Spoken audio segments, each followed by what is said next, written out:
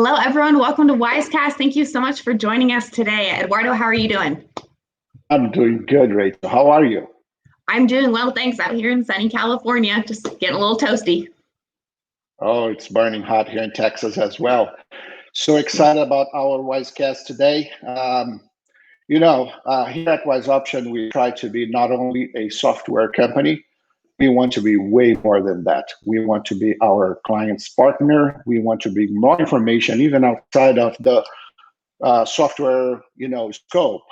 And dealing with so many veterinarians and horse people out there, I'm always intrigued to know, why do equine business seem to suffer so much, from high employee turnover? The action is so fast.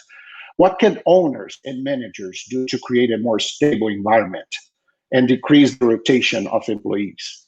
It's always a hassle when that changes. We see that a lot because we have to train every now and then to do stuff. And most importantly, communication nowadays is, something huge, not only among employees, but with customers. So maintaining that closeness with your customers and your crowd, I think it's tremendous. That's why I'm so excited about the guest we have today, because Rich, it's somebody who I had the privilege to work with Rich, and he helped us. He gave us so many great advices. He helped him to clarify it and put Wise Option in a strategy plan, and paying attention and importance to what really matters for a business to grow. So, having that said, I will let you take over because I'm really anxious to bring our guest today. Okay, well, we're just going to play our little video real quick, so stay tuned, and we'll see you back in just a minute.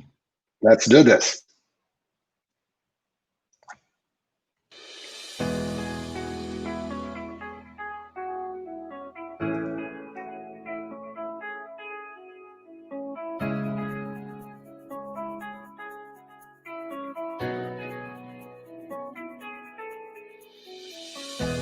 Welcome to Wisecast. This podcast was created and fully funded by Wise Option with the intention to provide helpful information to our users via an informal conversational video podcast. This video podcast does not receive funds from third-party sponsorship or otherwise outside donations. It only represents our personal opinions. We want to share with you our experiences, and it should not be taken as personal, business, medical, or veterinary advice. We do not disclose any of our clients' data or personal information and respect our clients' privacy. This is a conversation between us and our users, but includes information we feel may be helpful to all in the horse industry. If you are not yet a Wise Option user, please tune in and let us know what you think. Tune in while working on paperwork or on the drive home. Even though this is a video podcast, it was designed to be listened to without the video as well. So while driving, please keep your eyes on the road and save your questions for when you reach your destination. If you would like to leave a comment, please go to the Wise Option discussion group on Facebook, where there will be a designated post for the podcast. So, let's get started.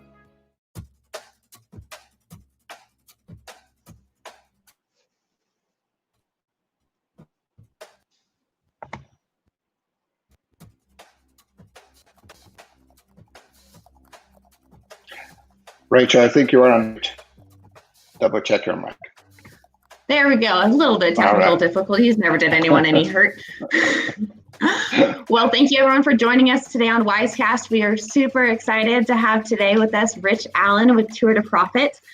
He has been advising businesses for over 14 years, analyzing the effects of employee environment and teamwork on the productivity and success of a business, and more importantly, how to get there. We here at Wise Options have been utilized as services, and I'll let Eduardo talk a little bit more about that later. But we are so grateful for his help, and it is truly the way changed the way we operate as a company. Rich is going to be speaking at the AVMA Veterinary Medicine Leadership Conference this coming January. So if anyone has any questions, please feel free to go ahead and comment below. But without further ado, we'll go ahead and get Rich on and get started.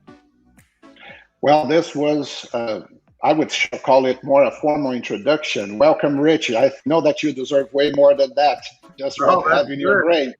Thank you so much for doing this with us. And I hope you're staying safe with this pandemic thing.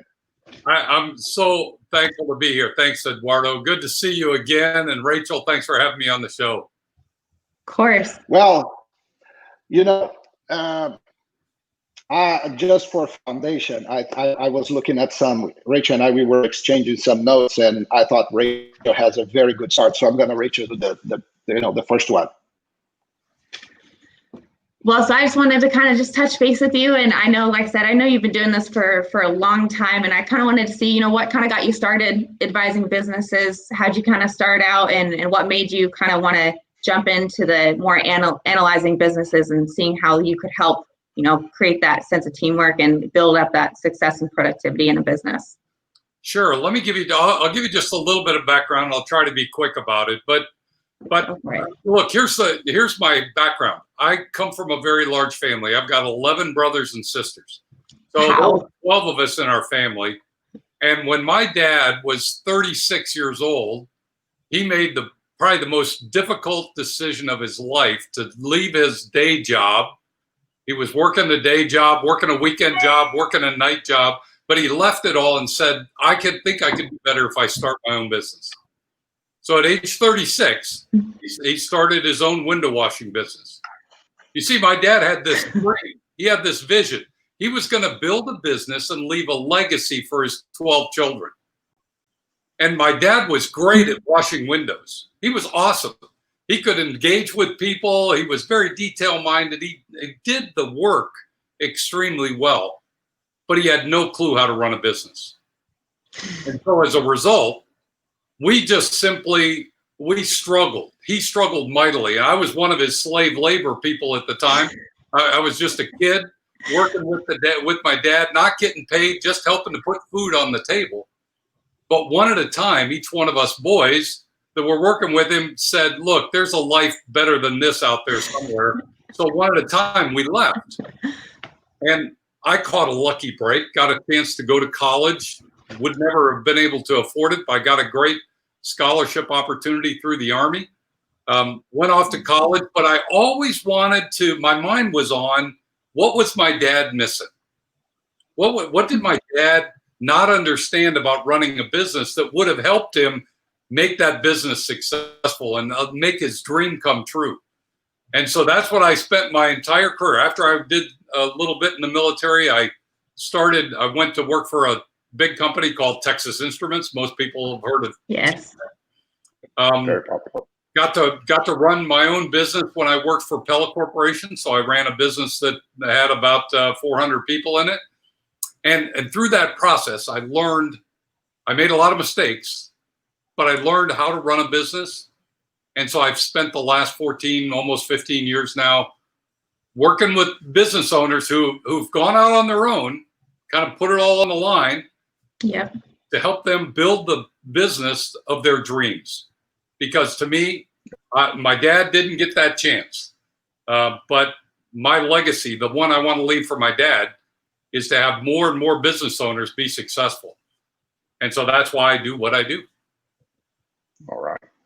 Wow. Yeah, sometimes not only talent, not only doing something well means that you can do that in high scale, right? So yeah, I totally see what you're saying. The next one, Rachel, please. Well, I know in a lot of your advising, you compare businesses to a bicycle. And you use that metaphor quite a bit. Can you explain to our users, everyone who's watching, kind of why you use that metaphor? Right. I have a bike on the wall behind me for anybody that's watching. And the reason is, when I first had the opportunity to run my own business, I walked into this business that was struggling, but we had 200 people in the business. We were doing about 30 million in revenue. And I was trying to figure out how to get everybody engaged in the business. And very honestly, guys, I didn't have a clue what I was going to do. I was scared to death. And so I was just, for weeks, I just walk around just talking to people, shaking their hands, saying, what are you doing? How are you doing? Tell me about your family, those kinds of things. Mm-hmm. The whole time I'm thinking, man, I hope something comes to me here. And then I had this idea in the place where all great ideas hit you. You know where that is, right? Yep. In the shower, right? I was in the shower. I was in the shower and I had this idea and I said, I know what I'm going to do. So we called a meeting, cleared out a part of the warehouse, brought both shifts in, all 200 plus people. Mm-hmm. I brought this bike and put it on a table at the front of the room. And when I got everyone's attention, I said, guys, what's this? And they all looked at me like I'd lost my mind. So, some said, man, who's the idiot they sent us for this one, right? And then others said, it's stolen property. I said, no, it's not stolen property. But I said, this isn't a bike. This is a business. And if we could understand how a business is like a bike, it's actually a perfect metaphor. But if we could understand that, we can tune up our bike, tune up our business, and make it go really fast. Well, anyway, I took them on a quick lap around the bike, trying to explain what I wanted. At the end of the meeting, guys, this was the first time that people on the factory floor, people in every role in the business, the first time they had a real understanding of how they fit into the business and what they could do to make the business better. So just real quick, fast forward 7 years, our $30 million business grew to well over $100 million in revenue. We doubled in size and number of employees, and our biggest competitor made a bid to buy our business. So I got to retire when I was 50 years old. And that's what kind of moved me into what I do now. But I use a bike. I teach people how a bike is like a business. And that's what we use as kind of our strategy to do that. Yeah. I'm really curious to, because I am a witness of how good you are as far as engaging, team and making, the corporation to work as a very precise watch. But before I dive into that, there's no way we can avoid the current topic, which is this pandemic that's going out there. Right. So everybody says that, behind any threat, you may find a great opportunity. That's at least how I see. Because at the end of the day, the impacts that we suffer today, it is a head start for those who are smart and beat the competition. How do you see this going for business in general? I know that you are way more involved now, specifically talking about veterinarians and horse people. I know that you've been more connected to our industry more recently. So you are invited to this important talk in Chicago, January. Right.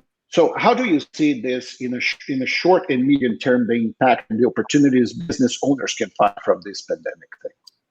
Here's what I think is going on, Eduardo. Right now, everybody's worried and everybody's focused inwardly.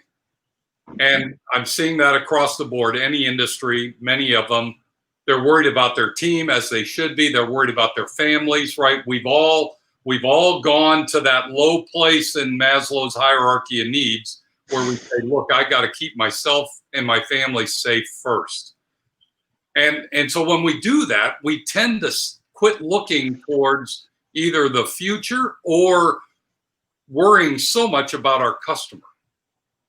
But I think this is a perfect time, while we don't have a lot of other distractions, we can't travel, we have to shelter in place in many cases, we have to be cautious about what we're doing. It's a great time, though, to revisit the long-term vision of the company, to engage our team in making our business better, and to really make sure that everybody understands we're in this for the long term, right? To me, this is not anything different than a market downturn in the stock market, right? No one got into the stock market thinking that every day was going to be a positive day in the market. None of us thought that. Yes. We knew that there would be some downturns. And if we have a short time horizon, it's a worry.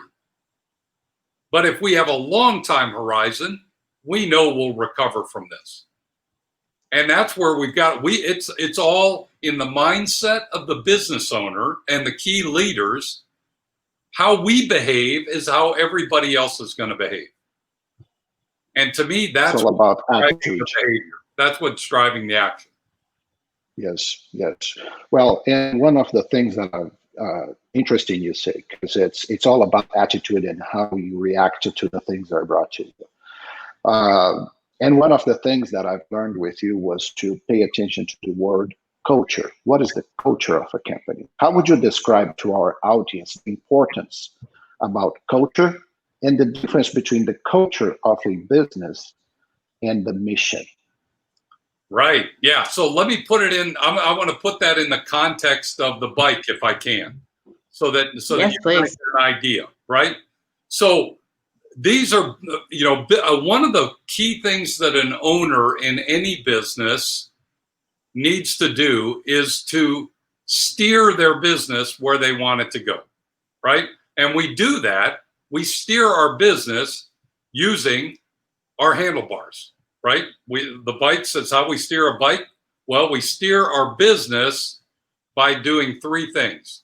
One is we set the vision for what we want the business to look like in the future. So we've got to have a compelling vision that everybody gets fired up about and can get excited about, so that they can see themselves in the future with you in the business. That's one. Secondly, we have to have a purpose. In other words, we have to have a mission or a purpose that's greater than just making money.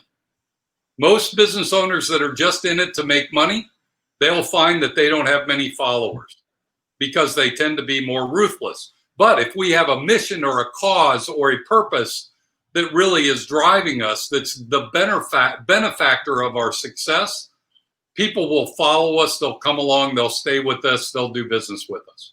That's the second thing. The third thing is we have to set the standards for what we expect and demand for our customers, the standards that we set. The way we set our standards, one of the key things we have to do is create the culture. I don't use the word culture. I use the word non-negotiables, because I believe culture is just a way of stating those things that, as the business owner, I consider to be non-negotiable. In other words, I'm not negotiating around this. If I say you have to be trustworthy, I'm not accepting it if you're not. If I say you have to be detail-minded, I'm not accepting anything less. I'm not okay with something other than that. So the culture are the behaviors, basically, that a business owner says, I'm not willing to tolerate anything less than these. And if we can get really clear on that, look, people love knowing what is expected of them. Where we go wrong oftentimes is people come in and they're trying to guess what's in our head. They're trying to think, I wonder how important this is to the owner or to my leader, my manager. We can't let them guess. We've got to be really crystal clear. And one way to do that is to define our culture by saying, look, these 6 things, these are non-negotiable. If you're on the team, you got to play by these rules. Does that make sense?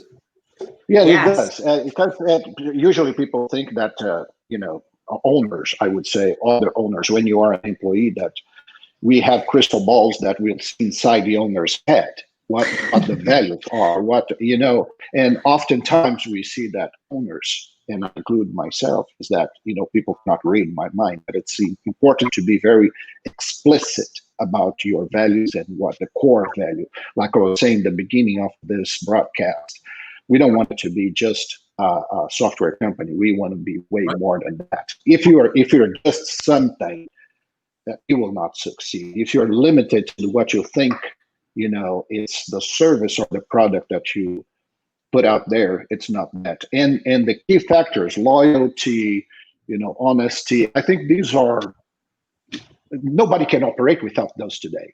So can you give more sophisticated non-negotiables to us that people are now putting aside those obvious ones that what would be, I would call the second tier, but actually today they are becoming the first tier? Right. Yeah. Because that's really important. Look, I'm not looking for somebody to create a placard to put on the wall. I'm not looking for wall art. We all have wall art. what I'm looking for are those things that truly do matter to the owner or to the people who are in charge, right? And so here's the way I always say it. I start with this. If it's tell me what is it that really gets under your skin when you see it happen in your business. Sometimes it's when, let's say, a customer shows up at the front desk and we don't greet them, but either professionally or with a smile. We don't ask them about their family or get personal with them at all. That may bug the some crap. sort of connection. Right. So if that's the case, and if that really does bother you, then make it a non-negotiable and say, here's how we will greet people. We will make people feel this way when they walk onto our property or when they show up at our office, right? It may be sometimes we don't give enough detail to our customer on the procedure we just completed or the work we just did. We may just show a bill that's got a summary thing and that's it. If that bothers you, then just say, we will explain in detail what we've done and why we've done it. That could be a non-negotiable, right? Does that make sense? Yes. Absolutely. If you don't want somebody showing up, if it bugs you when somebody shows up late or if their shift or their time to start is 8 a.m.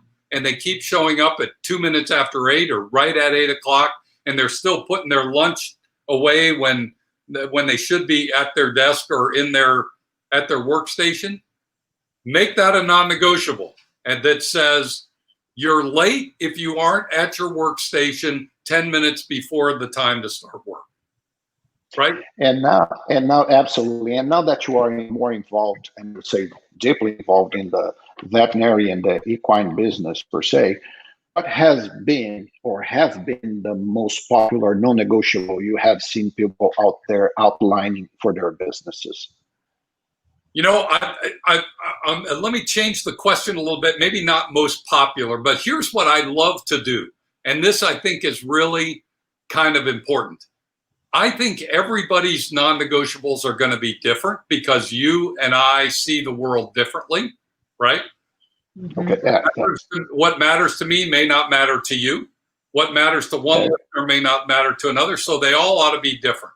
But in the equine business, we ought to reference our industry so that we can tie what our non-negotiables are to our industry in industry lingo. Let me give you an example. So one place said, look, we're going to pay close attention to our financials and we're going to get our business financials right. So the way we worded it was we said, our financials will always be on solid footing, right? So we used the word that related to an arena, right? The footing, because everybody could connect the dots. It's just, and so all I would say is, I don't know that there's a favorite. I do think there's something about being thorough, about being respectful, about being on time, being prompt, being prepared, right? Think about it. All these things, right? That's what our customers expect of us. And so whether you're in an equine business or whether you're in you're in a dry cleaning business, our customers really want the same things. They want to be treated special. They want to know that you think they are the most important person in your world right now today.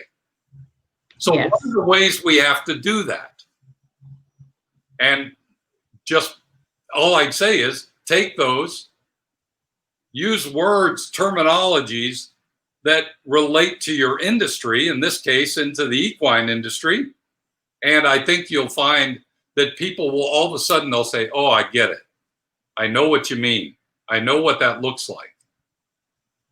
It creates the connection, and it most definitely, like you said, it leads the mumbo jumbo to reality and terms that people can not only understand, but emotionally get engaged with the fact.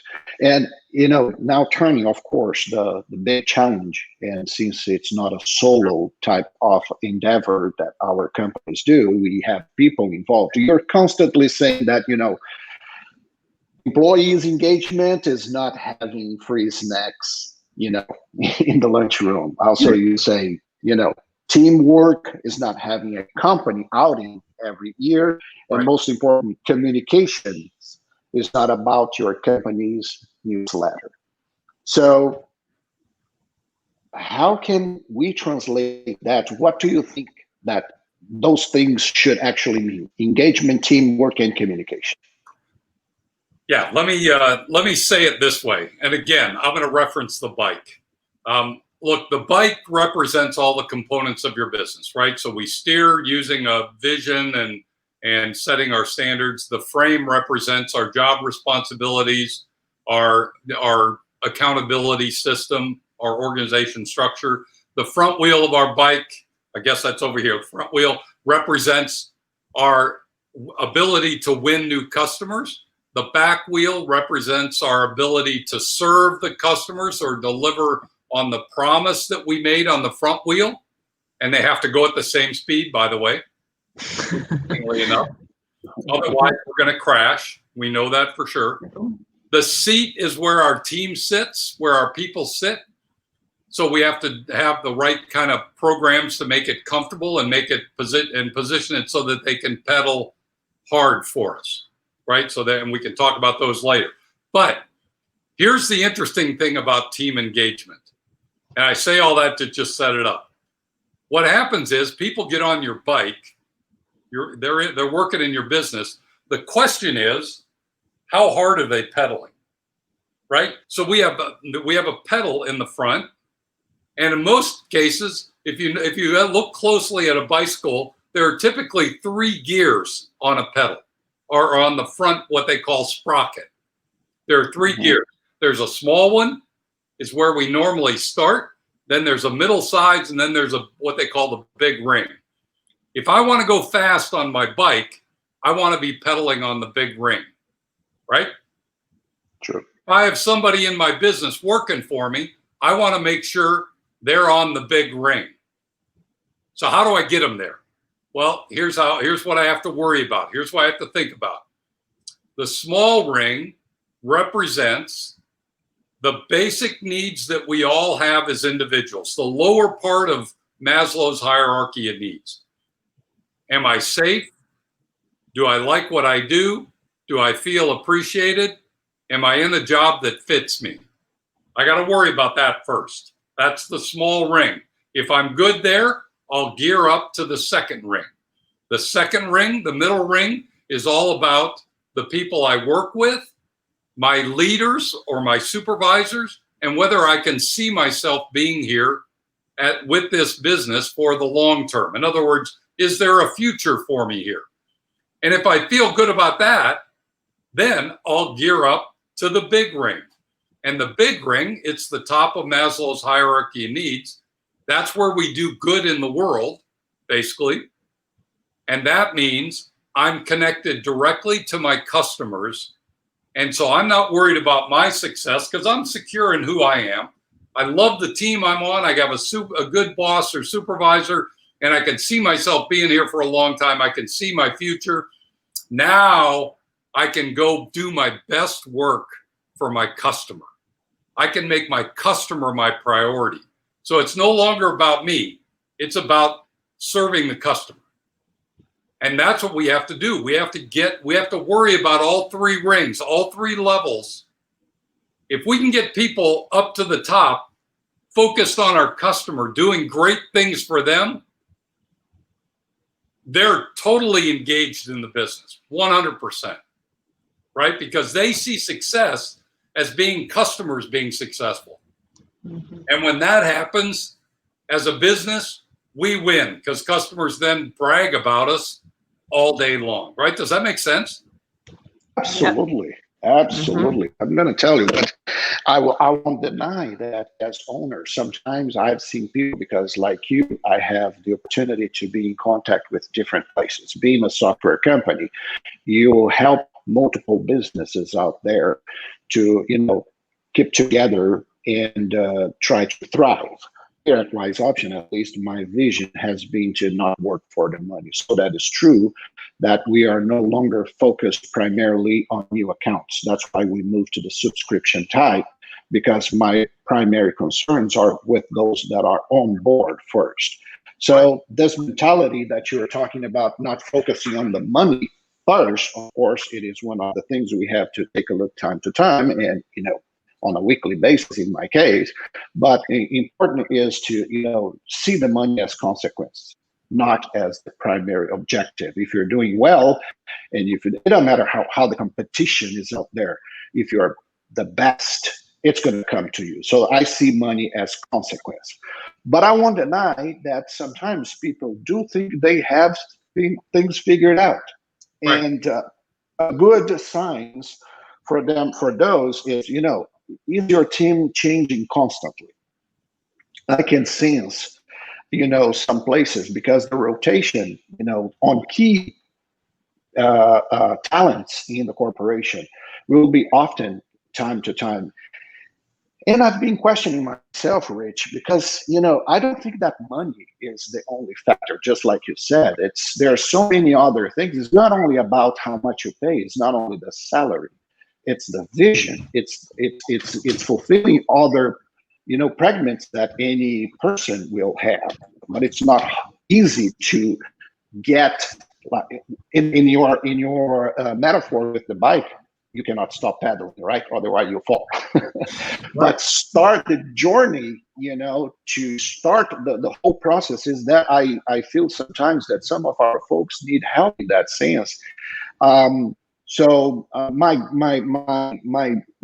hook here that I'm trying to say is, how can a business owner start, like I said, because I doubt that it's going to be the salary only. And if it is one of the things, maybe you should pay attention to that, because changing is way more costly than actually paying a little bit more so the person can stay in and fulfill the basics needs. But how would be your advice to, number one, pay attention to what's going on around you so you realize what's not quite right, and how to get the thing started? What should be the first moves? Yeah, that's a great question. And let me just start with the thought that you're right, salary isn't the number one thing. Let's be honest, that's what people tell us because it's easiest. I don't have to disclose what I really feel because I can always hide behind the fact someone's paying me more. I can't argue with it, right? Because I can't know. But the reality is most people, most employees leave their employer. They don't leave their job, they leave their boss. Oh, that's huge what you're saying there. That's heavy. Boss. And they leave their boss because they don't think their boss really cares about them personally. That's why, look, we're not always, everything isn't always going good for every person. We know that. And even like right now, if somebody's in this pandemic, if somebody has a concern with a family member or themselves personally, look, they gear down to that lowest level, and I worry about me. Now, as an employer, if I punish you for that, or if I don't appreciate that and I don't empathize with you about that, I'm going to be disconnected from you, right? Because it's my reality today. I've got to deal with it. You got to help me deal with that and then allow me to get back up. If I have a conflict with a coworker and you ignore it, or you let it fester, they're going to say, look, I don't need this. There are other places where I'll run away from that. I'll avoid it. But I see a lot of conflict with team members because we allow it to fester. Does that make sense? Yes. Yeah. Right? I mean, you guys are probably thinking back to times when you know that this is true, right? Look, we're all there. And so we all experience that. Yeah, sometimes we go up and down. It's just like me riding this bike. If I'm going uphill, I'm going to gear down because I got to get up the hill. If I'm going downhill, I'm gearing up because I want to take advantage of it. Sometimes in personal life, every employee is going uphill. Their spouse may have just gotten a bad report from a doctor. Their spouse lost a job. They may have a health issue. Their kid is having problems in school. They're having whatever it might be. Those things, they get in the way of our performance. But here's the deal. Most businesses never ask their employees how they're doing, which is why I've created this kind of survey thing so that people can ask, so they can figure out whether their team members are truly satisfied or not, because it matters. Gotcha. Well, and this whole thing, I think we are having some static here, Rachel. I don't know what it is, but I don't know if we can. I think the internet is kind of flickering a little bit, but let's just try to keep going. So the thing is, Rachel, in that sense, it's about being just a manager, and there's a lot of family businesses.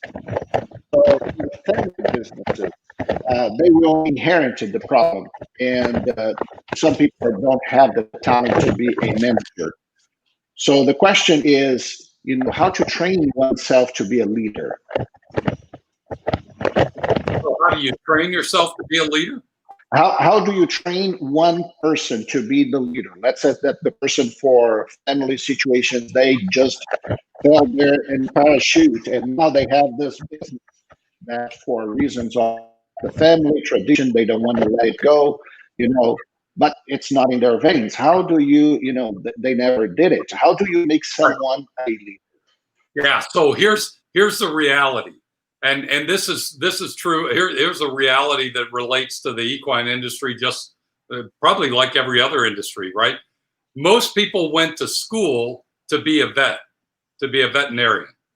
They studied to learn their trade. That's a good point there.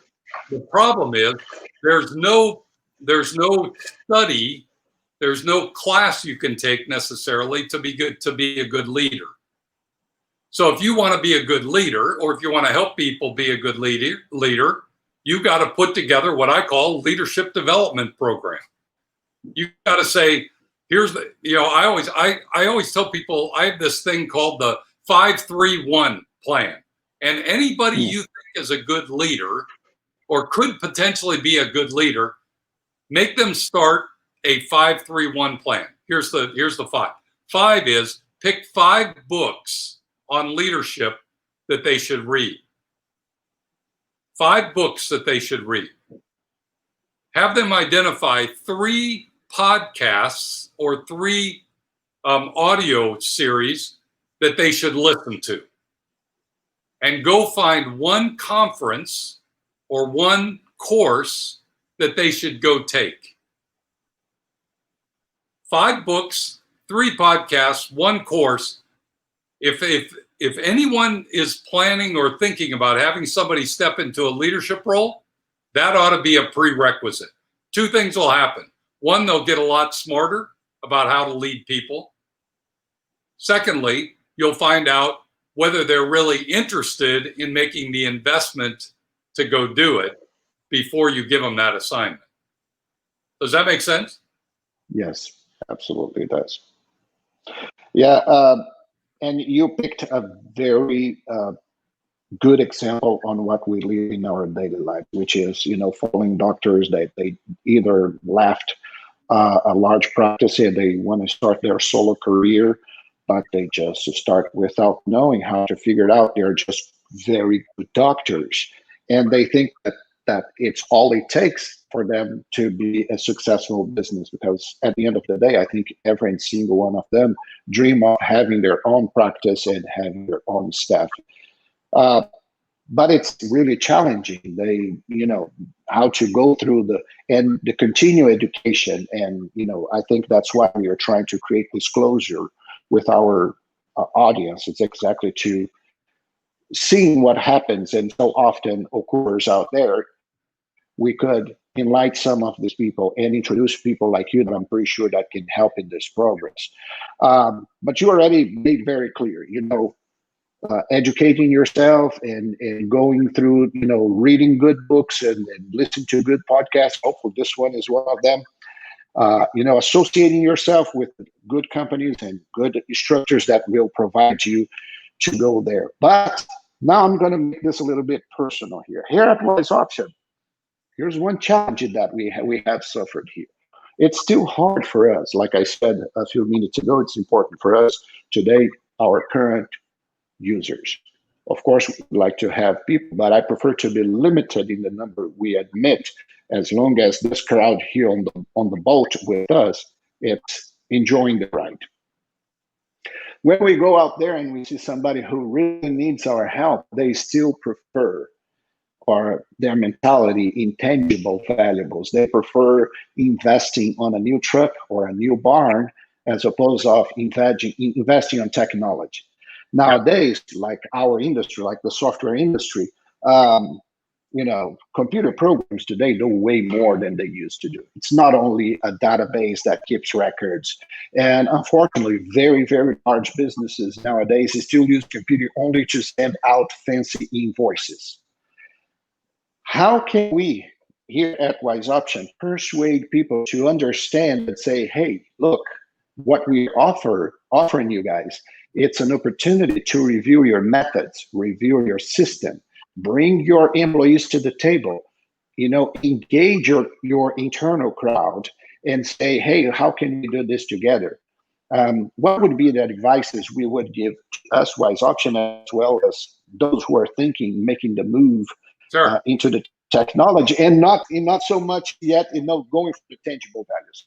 Yeah, look, I'm going to go somewhere. This may or may not be where you want me to go, but you teed it up, so I'm going there. Here's what I would tell you to say to every one of your clients or prospects. The problem most people in business have is they spend too much time on the things that are not in their zone of genius. They spend too much time on things that don't matter all that much or they're not that good at, rather than spending the majority of their time on the thing that they are gifted at. And so every time I do this with a business owner or a group of people in a business, I ask them to draw a Venn diagram, right? The 3 circles, where in the center, there's a center where I'm good at what I do, right? So I love it. I'm good. I like it. I'm great at it. I'm the best in the world at it, and I can make money at it. Those 3 things, the center point of that for each one of us, for all 3 of us, the center point of that is our zone of genius. And here's the reality. If we were to do a study of everybody that's listening on this call, my bet is most of us would have to admit that we spend less than 40% of our time, probably far less than 40% of our time, in our zone of genius. And we have to ask the question, what would our business be like if I could spend 75% of my time in my zone of genius? Wow. Right? Yes. How many more customers would I have? How much more revenue would I make? How much more profitable would I be? And if I took that and now applied that to everybody on my team, because everybody's got different talents, everybody's got different zones of geniuses. But if we ask that question of everybody, the reality is all those things that fall out, many of those can be done by a system, can be done by a technology. Right? Absolutely. Does that make sense? There's so many redundancies that we have followed. Sometimes we're going to go to some offices on people who are considering to have us, and they have an Excel spreadsheet for this, and then another spreadsheet for that, and they have another spreadsheet, and they think they are so organized. And I said, my God, indeed, you're trying, but you have everything pulverized in so many places. And if I can add, they're not that good at making spreadsheets because it's not. It's not that easy. A real professional spreadsheet is not a piece of joke. That program, it's ridiculous how many tools and complex it can be. It's not filling up the cells. You are totally right about this. But getting them, and I'm going to tell you this, we have seen. I still remembering some of the things you put in your the in your consulting services, and when you talk to us, it's about this difference. Because let me try to create a better frame here. What I'm trying to say is this: I have seen companies that are really good. They look stable. They have I get there when I'm visiting some clinics. I see employees smiling, which is a good sign. Not much friction. You still see people having fun, enjoying the interaction among themselves. I have seen that the money is growing because we have access. We can see that they are in a good direction, but not to the pace they could. And oftentimes you say that it's really hard to grow from good to great. Right. So I'd like if you could tell our crowd what I mean about going from good to great, and why is it so hard, that last step? Here's the way I look at that, Eduardo. Here's my thought on it. A good company, here's my definition of a good company. A good company is a place where everybody on the team is happy, they enjoy being there, and the owner is working their butt off. They're doing way too much. That's a good company. A great company is one where everybody on the team is working their tail off and the owner is happy. To me, that's a great team, right? And why is that? Why is that? Because what the owner has done is they've involved their team in all the decisions in the business.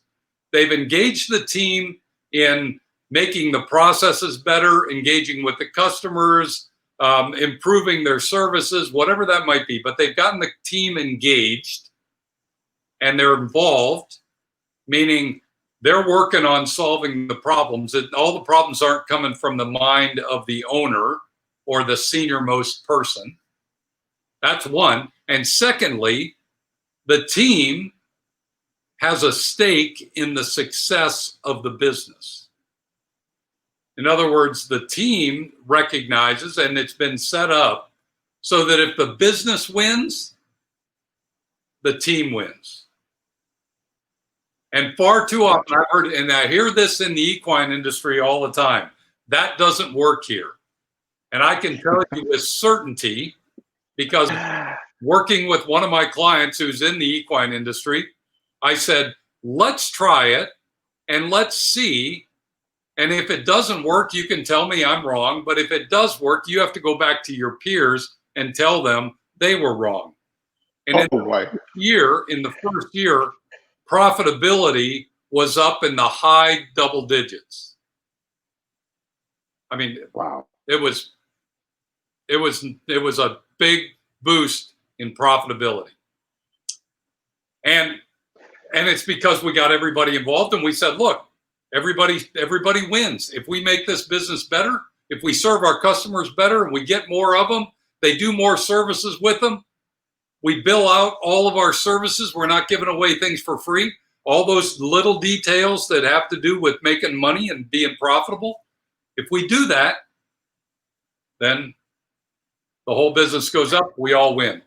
I think that's... Is it fair for me to say that I hear you say somehow that micromanaging is along these lines? That those who want to be controlling the employees like puppets will be the one extremely consumed?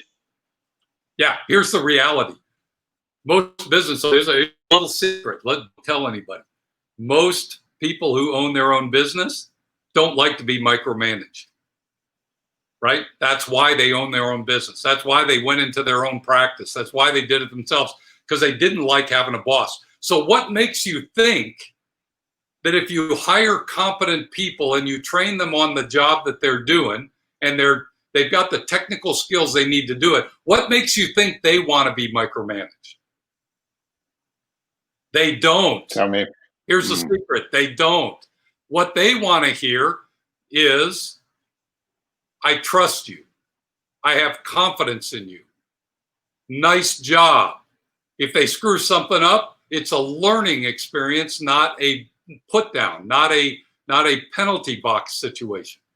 And if you do that, that's what gets people fired up. That's what gets it. There's this book that I think it's Daniel Pink that wrote it. It's called Drive by Daniel Pink. And if anybody's not read that or watched the video, I think it's Drive by Daniel Pink. Well, we're gonna check it out later in our channel in the comments. I will make sure that I make reference to that. There's a YouTube video it's maybe a 20-minute video. It's worth watching because it tells you that's what motivates people is autonomy, giving the ability to do the job myself, being able to master my trade, so giving me the skills and support so I can do that, right? And giving me the freedom to be able to be a player, make a difference in the business. That's what drives behavior. I would like to bring Rachel again. I'm going to expose myself a little bit and her because I love to play, prank games with Rachel. She never gets used to, but Rachel is a recent, talent that joined us, and I was so lucky to have her here because, I would like Rachel to share with our audience, and based on her testimony, I'd like to hear your comments, Rich. Number one, Rachel, I'd like you to share with us. Of course, we don't need to disclose name, but Rachel was before coming to us. She was enchanting and looking for a position, and the first thing that the company told Rachel was, this is your salary and this is what you're going to do forever. I'd like you, Rachel, to, tell our crowd how you felt when you received that comment. And secondly, I'd like to tell us, how do you feel in actually, I'm exposing a little bit myself here, but that's the idea. It's for you to tell our audience, how, because I saw a huge potential. Rachel was initially a user, and for family reasons, she left a position that she loved. We are great friends. It was a previous customer, current customer is one of my best clients, now friends, I should even say. And because of family reasons, she went back to her state. And and then Rachel gave me a call and said, why not you join? And say, oh my God, you know everything about Wise Option. Why not? But you're going to have to grow with me, Rachel, because we are small and I know that you can help us to take the company there. Now Rachel is, she is almost only, I should say, 6 months in the job. And I gave her a team of developers to manage. And she's sometimes freaking out. And I have no say there. I just time to time give suggestions on my experience, how I handle the other team of developers. But Rachel is doing that. So those two things, Rachel, I'd like for you to say about your experience. And after that, I'd like Rich to, if he could kind of fill the gaps on what we are trying to do here. Yeah. Does my audio sound okay now? Yes. Good. Okay. Awesome. You're welcome. So first, kind of starting back, when I moved back here, kind of had a job lined out that I was interviewing for, and it was with a great company, and like Eduardo said, it was kind of like a here's your salary, here's what you're going to be doing, and that's it. And it was very straightforward, and I'm grateful for the fact that it was so direct and upfront. There was no one was trying to hide anything. And on one hand, my first initial kind of reaction to that is kind of, it was a little bit, it felt secure, which was kind of nice, for just a hot second, it felt secure. And at a time in my life where I was kind of, everything was a little up in the air. So at first it didn't sound so bad. And, I was like, okay, that's all right. I could do that. And the more that I kind of got to think about it, and the more I kind of realized that, it kind of was that moment where, like kind of like how you said earlier, you start focusing everything very inwardly, and you just start looking in. And then you realize, you kind of look up for a minute and you realize, I need to start looking forward because I can't sit here the whole time. And so then I brought my eyes up, essentially, for lack of a better phrase, and started looking forward and realizing that I needed something that I was, I I don't want to be here in this physical spot the rest of my life. I have aspirations to go other places and to live elsewhere, being 100% honest. And so kind of looking at that position and realizing that I was signing myself up to get stuck somewhere. And, again, I was very appreciative that they were very upfront and honest about that. But for me, looking at it again, I would feel very stuck. And so it didn't work out for X, Y, and Z, but I was very grateful for the fact that I had gotten to talk to Eduardo and that he had given me this opportunity and I'm going to be honest, taken a chance on me for something like this. I mean, yes, I was a user, and Eduardo can say all sorts of nice things about that. But that, I never worked anywhere I'd never worked as a software consultant at, customer service for software, nothing like that. So him taking that chance on me really kind of helped, in that. And when he brought it to me and said, we're a small business, you got to grow with me. You've got, and it was the exact opposite, and it helped too that this job is so very flexible and a multitude of reasons that I'm very thankful for. But, having that, just someone kind of step in and say, hey, come walk with me, and come, let me show you what we're about and let me show you what I see for you. But, we're going to take this one month at a time and we're going to go with it. And that, that constant, that just checking in of like, here's what I've got for you planned. Let's talk about it. Let's get you going. Let's get you trained up. And let's go from there. That would be willing to be there and guide while still allowing to, explore and to grow, really. And as far as managing the team of developers, again, another thing that's just one of those, out of your comfort zones, but it's one of those, okay, well, let's see what you can do with this. And we're going to go with this step by step. And there's been bumps along the roads like there is with anything else, but having someone like Eduardo, not only is he very team oriented, but he's a very good teacher. And it's probably come through years of, teaching people how to use the software and learning how people learn best. And he's pretty good at that. And so, like he said, kind of guiding me and kind of showing me, hey, like you're having trouble here. Let me show you, this is where I find, I used to have a similar problem. This is what helped me really to reach them or to know that, you guys are on the same page here. I'm telling you, lucky me, Jesse. Yeah, no, that's great. Listen, you made a good choice, clearly. And I'm sure Eduardo is glad that you're on the team. And I can see why. Look, I just met you, but I already can tell, that you've got a great future here with this company.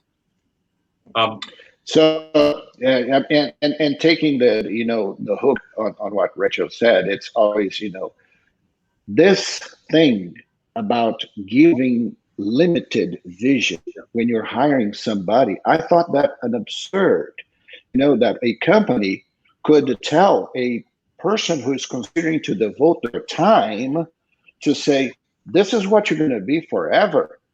That doesn't make sense to me. So when I asked Rachel to share with us her testimony, was pretty much to say, these guys, give the folks some kind of vision, some, at least hope, because otherwise it doesn't make sense. No. And number two, Rachel didn't have the skill. I mean, she did have the skill. She managed, it's not the first time that she managed people, but, to trust her instead of kind of being, hey, Rachel, do this way, do that way. Are you having trouble?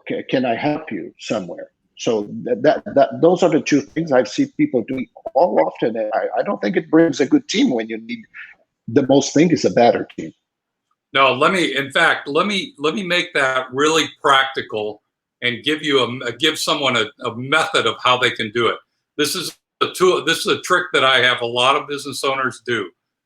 What I tell them to do is to draw your organization chart by function, not by person, right? So whether you have 2 people, 5 people, whatever, you probably have at least 8 different. Sometimes the same person can be multiple spots. That person will be in multiple boxes. So number 1, draw your organization chart by function, not by person. Number 2, make the organization chart for the business you hope to have in 3 years.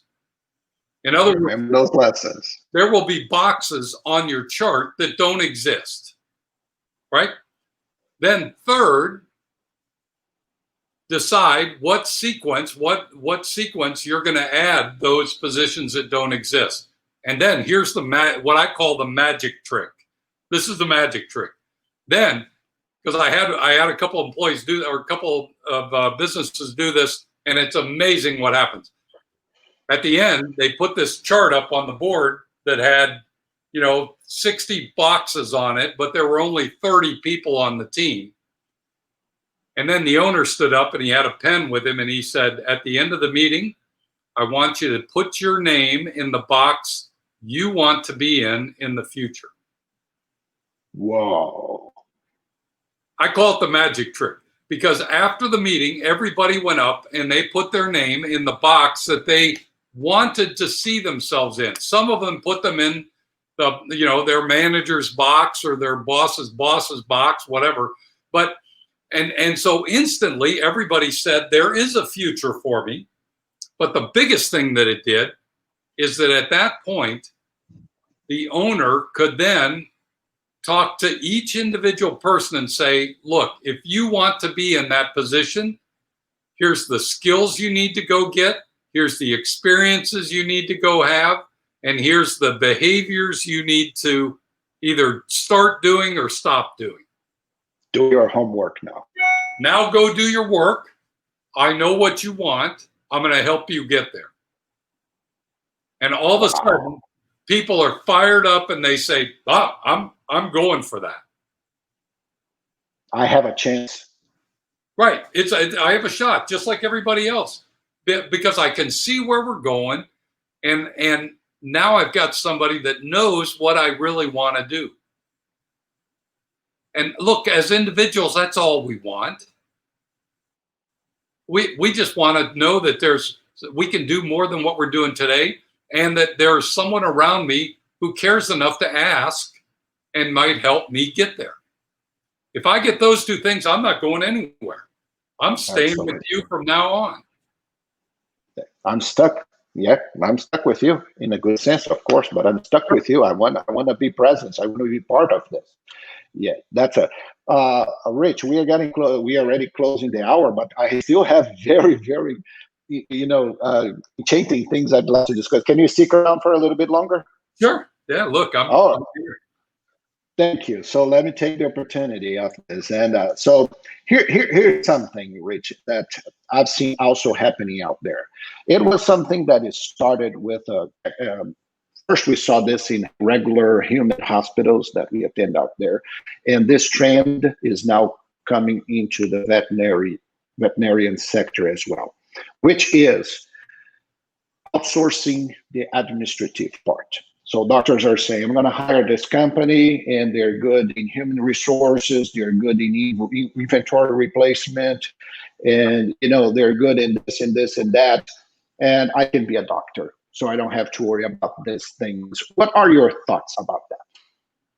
Well, I've got a couple of different thoughts. On one hand, it depends on, to me, Eduardo, this all depends on your vision of the future, right? If the decisions you make have to be in alignment with where you want your business to be in the future. If you intend to grow a practice or grow a business and be a full service and control your customer experience, you may not want to outsource administrative things.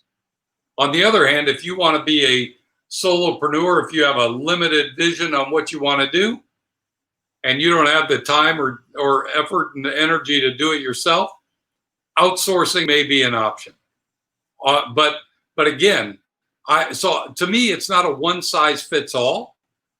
To me, it's ask yourself what's important. It's probably two questions. What's important to your future? But most importantly, what's best for your customer? Right? I think far too often we don't ask the question, what's best for my customer? I know a lot of And that's where I was a little bit lost in regards to the if by having this third party agency acting in your business, if you would still be able to make and reinforce your culture.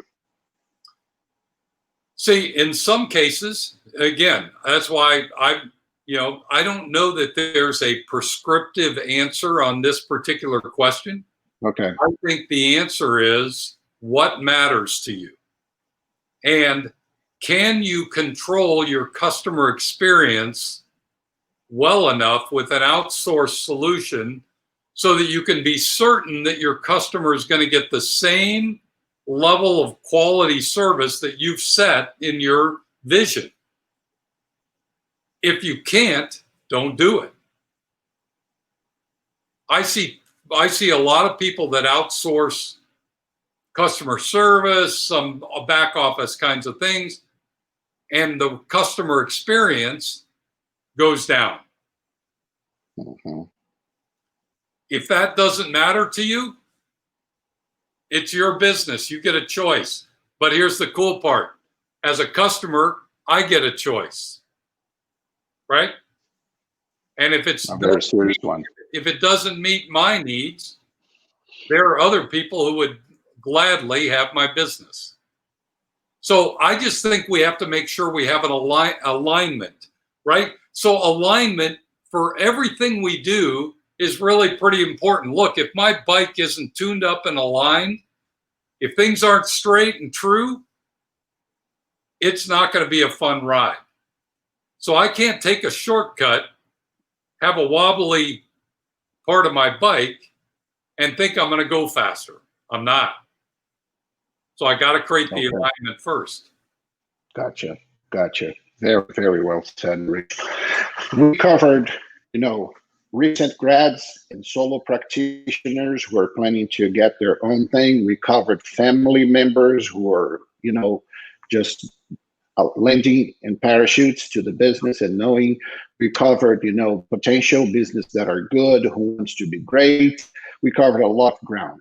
There's also very, very large corporation, and I don't want to let them out of the scope. So here I'm going to start talking a little bit with you about mergers and acquisitions. I was literally scarred, and it took me a while to realize that it was not me who failed, but it didn't work for Wise Option. But I noticed that it was really hard process for me to understand that it was not me who failed in the process, but them. Because large corporations, they usually come with a very, very long and complex list of things that they want to check, and want you to do. But they don't understand that things, especially complex projects like this, don't come ready out of box. Some things you're going to have to develop, as you go, and you're going to have a phase they're going to have also to go through hell with you for a certain period of time. I devoted our company, totally changed the course of our company for 2.5 years. And the only thing I asked them was for 6 months. And since day one, I'm saying, hey, guys, I need you to be with me because it's going to be chaos for 6 months, but bear with me for 6 months. They could not stand you. Before the second month, after 2.5 years negotiating and checking the list and having meetings and stuff, they dropped the ball. Why? When I looked inside, I was dragged into this merge and acquisition thing, and different minds, different leadership, different settings.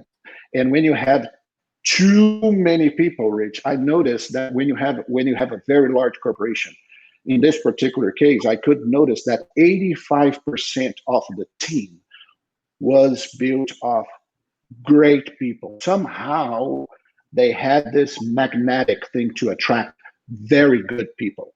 Mm-hmm. However, 15%, and of course, they were normally close to the top of the chart. Sure. They were, buffering everything.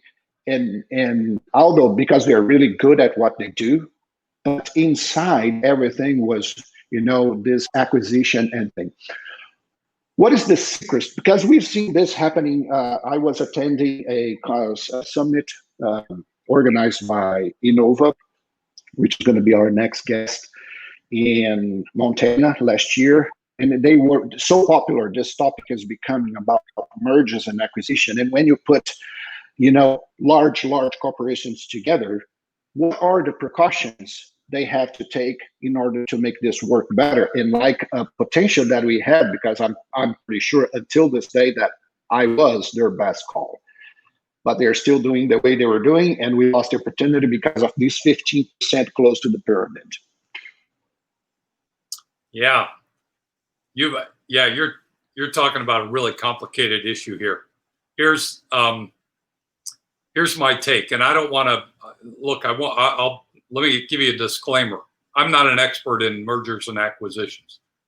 Okay. I've dealt with them on both ends. I've been acquired. I've helped people acquire.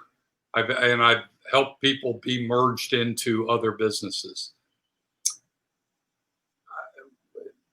Let me just start by saying it's more difficult. Well, let's stay focused on the team umbrella that we are talking so far. Right. Yeah, exactly. Here's the deal. It's more difficult than you think it's going to be.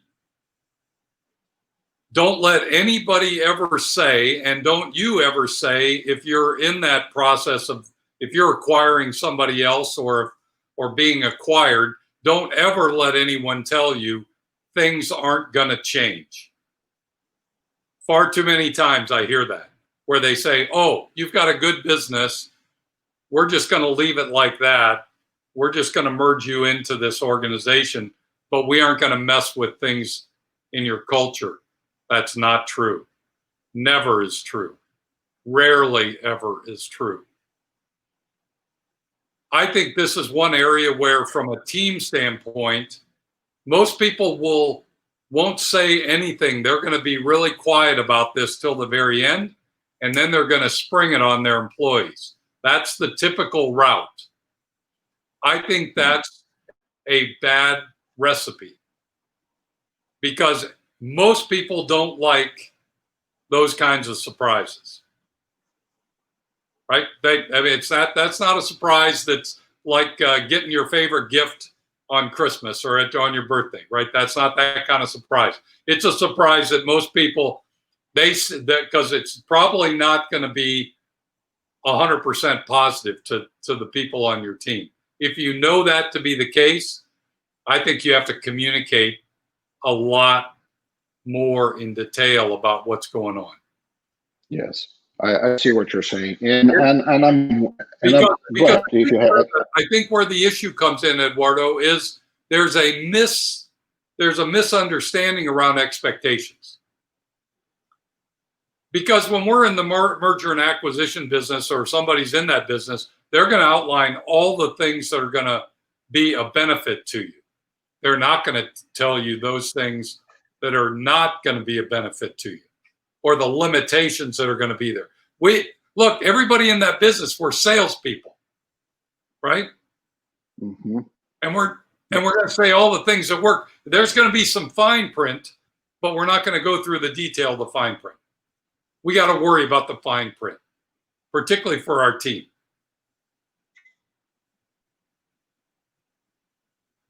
Gotcha. Does that make sense? Look, I'm not like I said, I don't consider myself to be an expert. I've watched a lot of people do it wrong. I've been involved in it where we've gotten it where we haven't treated the people the right way. Yeah. That's what worries me. I'm still not sure if it is possible, because in our industry, because there's so this much personable contact, there's they're so close, and we do business to each other all so often, and it was a new experience for me. Some things you just learn when you go through the process, and I'm willing to devote my personal testimony of this not successful ending for the sake that this is happening often out there. Sure. And But through that experience, I'm today way more better prepared. I know how to act with when you see different cultures shocking inside corporation and employees are running around as chicken without their heads, not knowing what to do, and you are in the middle trying to create something that they have a vision, but there's no unification on the process line. Their trash holders, their non-negotiables are very fuzzy and dark, especially during the period. And in my case, yeah, talking about the system, I said, since day one, there will be friction for a period of time. So not being prepared to cross the desert, it's you have to know the journey you're going to take in front of you, and not back off and simply drop the ball in half a run. I'm ready. Wait, for a next one. I don't know if I want to do that again, but I'm way better prepared to deal with, because it's it's an experience thing, and it's going to happen more and more. I'm pretty sure you're going to be exposed to well, this. just look. It's a lot like getting married after you've been dating for about a month. Mm-hmm. I mean, let's just be practical. Right? If I was dating somebody for a month and then I said, let's get married, there are going to be some things I find out about my new bride after I'm married that I didn't know during that month, because I just didn't have enough awareness. The same thing is true in a merger and acquisition. We have to be prepared for that. And the more that we can let that dating period be one where we can engage more people and involve more people, the more likely it is to be successful. In the software side, I usually say that we have 4 phases, and it usually goes for 6 months. When we get a large account, it takes about 6 months. So that speech I had with the large corporation was not different from any other. It goes more or less like this. And the first period is like, I don't know if I should do this. Is the leap of faith. There's a lack of confidence and I'm going to wrap this and bring back to the team thing. Phase number 2 that we experience as software is like, when they are already in the migration process, the implementation process, and they say, what in the world was I thinking when I made this decision? Right. That's phase number 2. At least, that this is how I divide. And phase number 3, which is usually that ball figure around 6 months in our case for software, they start saying, why haven't I done this before?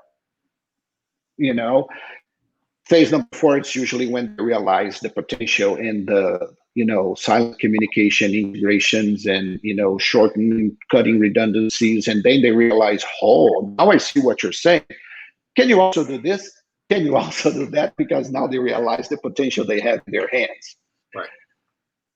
How is the life cycle, taking my example, for someone who has a problematic team situation, for them to get to start to finish in? Are the phases more or less the same? How do you have some sort of structure when you get a chaotic situation and you have them to untangle those knots and get there? And usually how long does it take for them to say, oh my gosh, I should have done this for a long time ago?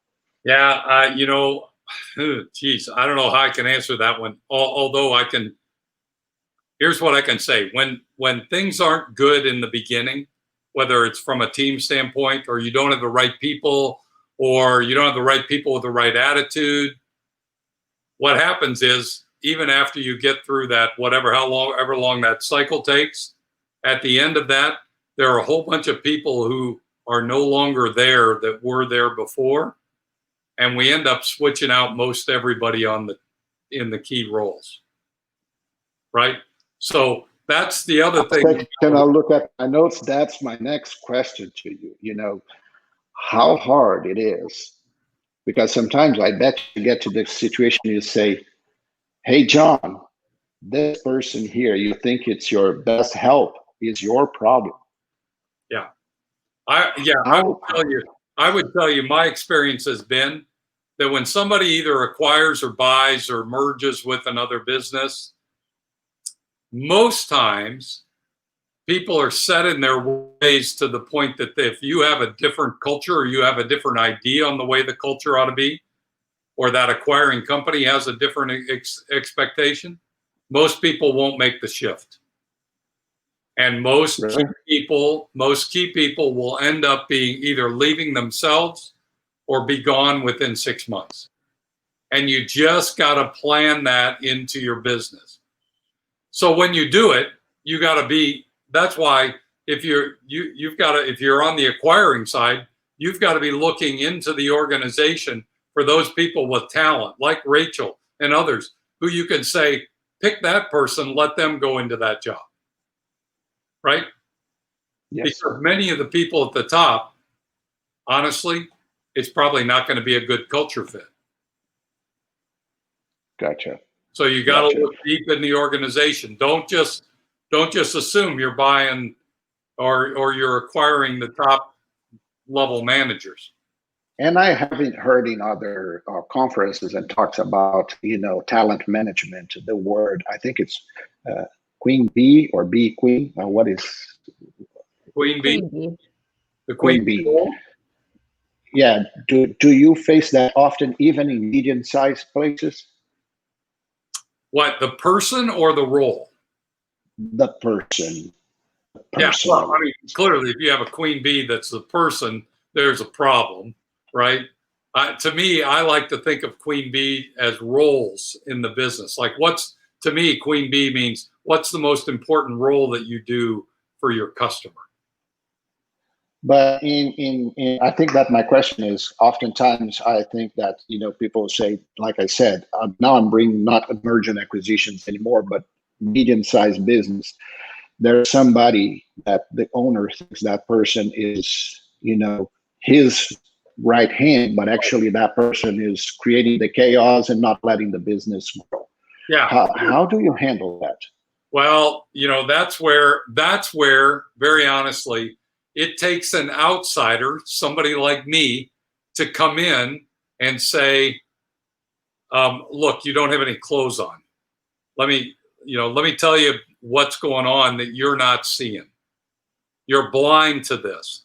But we all have blind spots, right? Everybody does. That's why I have a coach. That's why you had a coach. That's why, everybody has one, because we can't see ourselves swing. When it comes to people in the organization, I was just with somebody yesterday, and 2 or 3 of their people said, there's someone in the organization who's under protective service. In other words, they're getting protection. And the owner said, really? Who's that? And I said, you can't see it? It was so obvious. But most times, right, we don't see it. They can't.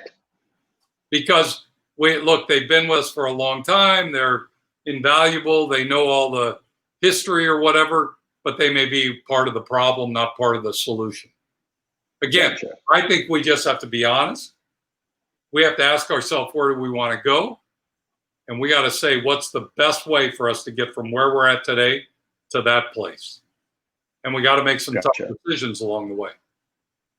Gotcha. Yes. And like you said, it must be an outsider most of the time to open people's eyes and say, hey, if you're hiring me, it's because you want a doctor here to tell you how to do the treatment. So that's what my prescription.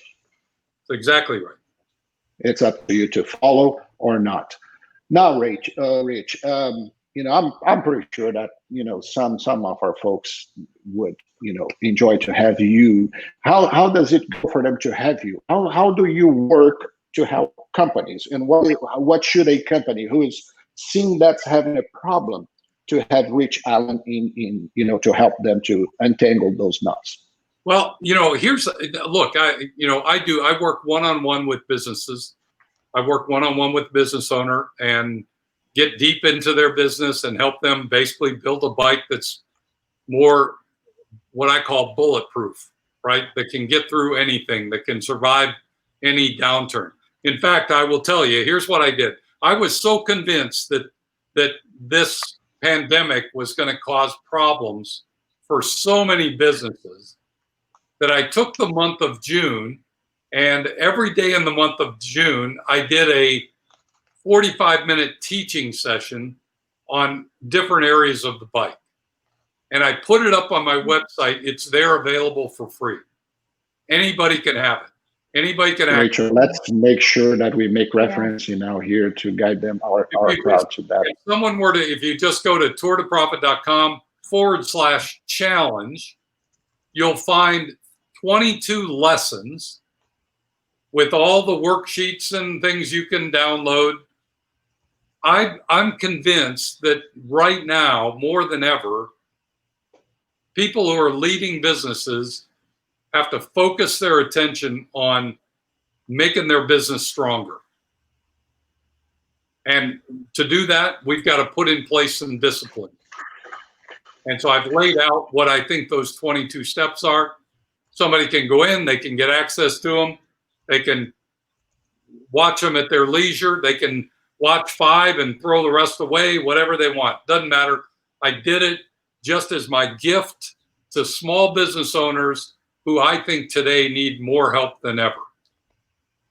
And I'm positive, and I'm going to say this looking at my camera, that you guys out there, you must go. I am the witness how much Rich can help your business.